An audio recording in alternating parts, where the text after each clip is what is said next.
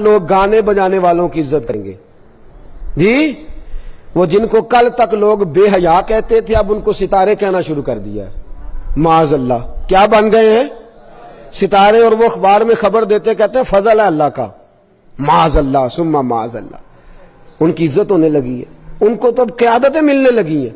پھر فرمایا لوگ ظلم کر کے فخر کریں گے، ظلم کر کے فخر سے بتائیں گے میں نے اتنے ظلم کیے، اتنے پاپ کیے۔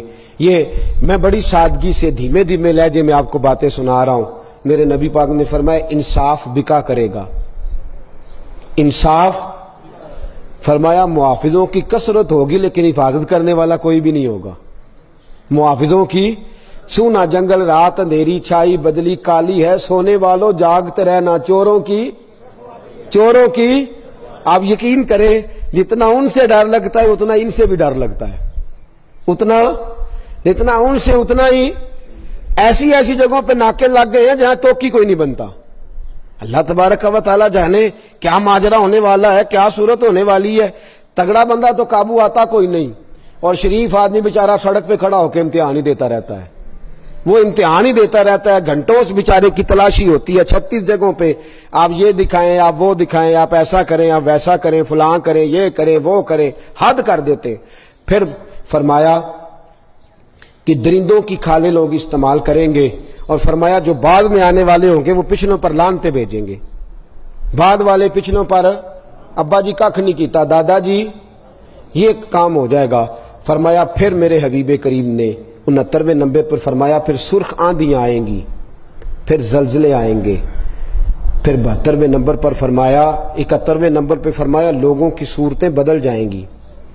پھر میرے حبیب کریم نے فرمایا ڈرنا اس وقت سے اگر تم نے ان فتنوں میں اپنے ایمان کو نہ بچایا تو تمہارے اوپر آسمان سے پتھر برسیں گے، آسمان سے پتھر برسیں گے، تم پر سرخ آندیاں چلیں گی، لوگوں کی شکلیں خوبصورت ہونے کے بعد بدل جائیں گی، عذاب آئیں گے۔ میرے دوستو فتنوں کے دور میں کرنا کیا ہے؟ ایک حدیث میرے نبی پاک نے فرمایا اگر تو سمجھے نا تیرا ایمان بالکل نہیں بچ رہا تو چند بکریاں لے کے جنگل میں چلا جانا، بکریاں چرا لینا، دودھ پی لینا، وقت گزار لینا، لیکن دنیا سے بچ جانا۔ پھر میرے حبیب کریم علیہ السلام نے فرمایا اگر فتنوں کا دور آ جائے تو جو چل رہا ہو وہ کھڑا ہو جائے اور جو کھڑا ہو وہ بیٹھ جائے۔ کیا مطلب؟ فرمایا جو فتنہ پرور لوگ ہوں ان کے قریب کبھی نہ جائے، ان کے پاس میں ادھر بھی ذرا 10 منٹ دے لوں، میں ذرا اس مولوی صاحب کی بات بھی سن لوں، میں ذرا ادھر بھی۔ حضرت سیدنا عمر فاروق رضی اللہ تعالیٰ عنہ تورات پڑھیں تو نبی پاک ناراض ہو جائیں، حضرت عمر تورات پڑھیں تو حضور ناراض ہو جائیں اور فرمائیں کہ یہ تو کیا کر رہا ہے، اگر حضرت موسیٰ علیہ السلام حیات ظاہرہ میں ہوتے تو میری پیروی کرتے۔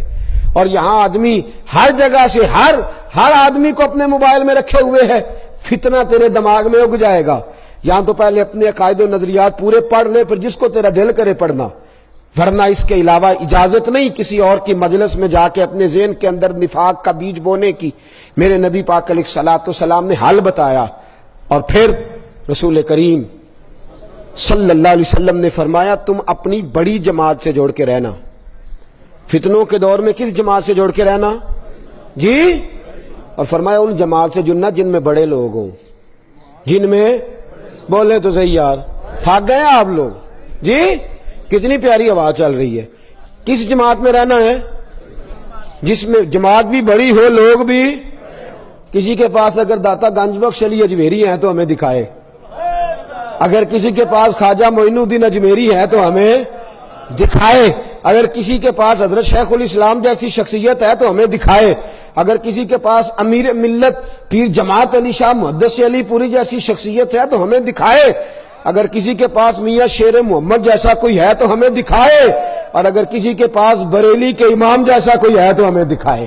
وہ رضا کے نیزے کی مار ہے کہ عدو کے سینے میں غار ہے، کسے چارہ جوئی کا وار ہے کہ یہ غار وار سے پار ہے۔ کسی کے پاس ایسے نفوس قدسی ہے تو دکھائے، یہ وہ رنگ ہے، یہ وہ کیف ہے، یہ وہ مستی ہے۔ اعلیٰ حضرت فاضل بریلوی کے شہزادے حجت الاسلام باہر نکلتے ہیں چہرہ کھول کے، ہندو دیکھتے جاتے ہیں اور کلمہ پڑھتے جاتے ہیں۔ لوگوں نے کہنا شروع کر دیا حجت الاسلام یہ تو اسلام کے حق ہونے کی دلیل بن گیا ہے۔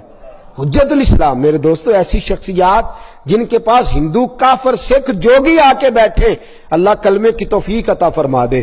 اتنے نفوس قدسیہ اگر کسی کے پاس ہیں تو وہ دکھائے، تو اگر کسی اور کے پاس نہیں تو جن کے پاس ہیں انہیں بھی پھر ان سے جڑا رہنا چاہیے، اسے بھی نئے نئے ذائقے چکھنے کی ضرورت ہے۔ داتا صاحب جایا کریں، جائیں گے کنج مال لین جاؤ گے، لاہور تاں جاؤ گے جی، کوئی کام پہ گا نہ، ایسے نہیں، ایز اے اسپیشل ٹائم نکال کے۔ اور مجھ سے پوچھو تو اس لیے جانا ہے کہ جناب آپ کی مہربانی، آپ آئے تو یہاں مذہب آیا، آپ آئے تو یہاں اسلام آیا، ٹائم نکال کے جائیں، جائیں گے انشاءاللہ تعالی، جایا کریں۔ جائے داتا صاحب امام الاولیاء ہیں، غوث اعظم اور خواجہ معین الدین جیسے لوگ سلامی دیتے ہیں، ساڈے ذرا نیڑے نے نا، تے مکے والے جڑے نیڑے رہندے نے وہ میرے تھوڑے ہی کردے نے، وہ نے سویرے ٹر دو جانا ہے، تو داتا صاحب قریب ہیں تو ہم اتنا جاتے نہیں۔ تو میرے دوستو ان فتنوں اور آخری بات سن لیں، فتنوں کے زمانے میں کرنا کیا ہے؟ سب نے اپنی اپنی باتیں کی، اپنی اپنی باتیں۔ ایک بزرگ بڑی خوب بات کی، کہنے لگے وہ کام کرنا جو اصحاب کہف نے کیا تھا۔ کیا کرنا؟ وہ اپنے لوگوں کو لے کے تو ایک کونے میں بیٹھ گئے تھے، فرمانے لگے اس کونے میں تو ان کے ساتھ تو بیٹھا ہوا کتا بھی بچ گیا تھا، تم بھی کسی ولی کے پاس جا کے بیٹھ جانا، تم بھی کسی اللہ والے کے پاس جا کے، یہ قرآن نے رنگ بیان کیا، کسی اللہ والے کے پاس بیٹھ جانا، اس کے پاس بیٹھو گے تمہارے عقیدے مضبوط ہوں گے، وہ تمہارے نظریات کی حفاظت کرے گا، اس کی مجلس تمہارے ذہن پر پہرا بٹھا دے گی، اندر تمہارے کسی بد مذہب کو، بد عقیدہ کو، گندگی کو آنے نہیں دے گا۔ کسی کے ساتھ جڑ جا، کسی کا ہو جا، کسی کے پاس بیٹھا کر، کسی کے۔ اقبال نے کیا خوب بات کی، کہنے لگا دور ہی نکتہ چی ہے، کہیں چھپ کے بیٹھ جا، جس دل میں تو مکی ہے وہیں چھپ کے بیٹھ جا۔ یہ دور نکتہ چی ہے، کہیں چھپ کے بیٹھ جا، جس دل میں تو مکی ہے وہیں چھپ کے بیٹھ جا۔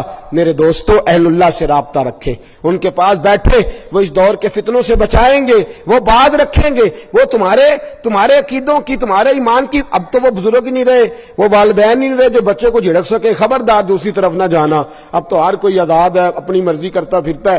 میرے دوستو جڑ جائیں، اللہ والوں کے ساتھ جڑ جائیں، ان کی سنگت اختیار کریں۔ قرآن مجید نے جو حکم دیا ان کے ساتھ رہنے کا، تو اس کا مطلب یہ ہے کہ جو اللہ والوں کے ساتھ رہتا ہے بدبخت نہیں رہتا، نیک بخت ہو جاتا ہے۔ کسی کے پاس بیٹھے، مرشد کا معنی کیا ہوتا ہے؟ بیعت کا معنی اعلیٰ حضرت رحمت اللہ علیہ نے فرمایا بک جانا، بک جانا۔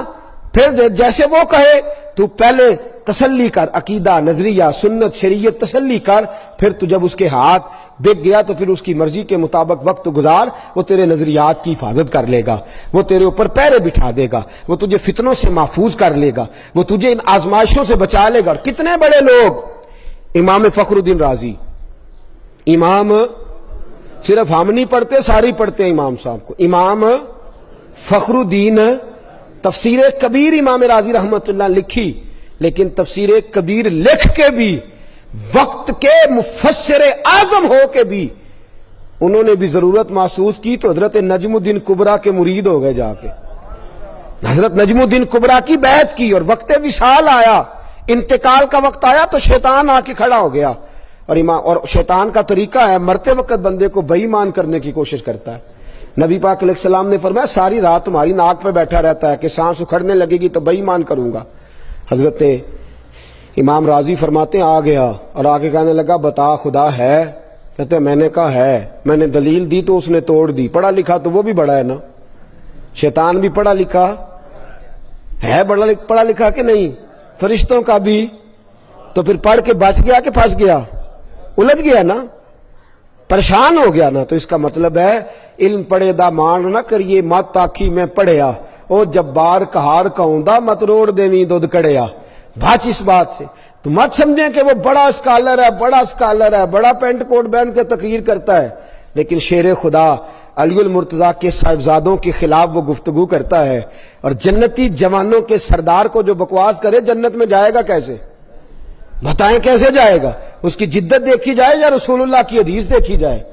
تو بڑی جلدی نا، اب تو سب سے بڑا مولوی بھی وہ ہے جو ٹی وی پہ آتا ہے، چاہے 2 لاکھ روپیہ کے گھنٹے کا اپنے پلے سے دے کے ٹی وی پہ بیٹھا ہو، ہاں میں آپ کو بتاؤں گا، دلیل دوں گا کہ لوگ جیب سے پیسے دے کے جاتے ہیں، پروگرام نشر کراتے ہیں، تو یہ عجیب حال ہے، لوگ اسی کی بات مان لیتے ہیں، اسی کے طریقوں میں چلنا شروع کر دیتے ہیں، تو بھانت بھانت کی بولیاں ہیں، بھانت بھانت کی اپنی اپنی مرضی کے رنگ ہے، اپنی اپنی مرضی کے لبادے، قرآن و سنت اپنے بزرگوں کے طریقوں کے مطابق وقت گزارے۔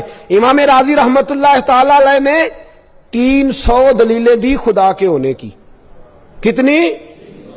شیطان نے 300 کی 300 توڑ دی۔ فرماتے ہیں جب دلیلیں ختم ہو گئیں تو پھر مجھے دل کے فیض کی ضرورت درپیش ہوئی، پھر میں نے اپنے شیخ کی طرف توجہ کی، میں نے کہا سونیا ہاتھ تو تیرے ہاتھ میں دیا ہے نا، ہاتھ تو تیرے ہاتھ میں دیا ہے، تو محافظ ہے میرے دین و ایمان کا، مہربانی فرما۔ حضرت نجم الدین کبریٰ اسی وقت سامنے جلوہ گر ہوئے اور فرمانے لگے راضی اس بے ایمان سے کہہ دے میرے نبی نے جس رب کو رب کہا ہے میں بغیر کسی دلیل کے ہی اسے خدا مانتا ہوں، میں بغیر کسی دلیل کے ہی اسے خدا مانتا ہوں، بغیر دلیل کے۔ تو امام راضی فرماتے تھے علم نے تو بظاہر ڈبو دیا تھا، یہ تو پیچھے پشت تھی، نسبت کا فیض تھا، جس نے مرتے مرتے بھی راضی کو بچا ہی لیا ہے، جس نے ڈوبتے ڈوبتے بھی راضی کو۔ میں نے دلیل وہ والی دی ہے جو سب کے ہاں قابل قبول ہے، میں نے صرف کسی اپنے بزرگ کی بات نہیں کی، جو دلیل سب کے ہاں قابل قبول ہے وہ دلیل پیش کی۔ میرے دوستو یہ بڑا ضروری امر ہے، بڑا ضروری کام ہے، یہ دور نکتہ چی ہے، کہیں چھپ کے بیٹھ جا، جس دل میں تو مکی ہے وہیں چھپ کے بیٹھ جا۔ بزرگوں کے عقائد نظریات یہاں تو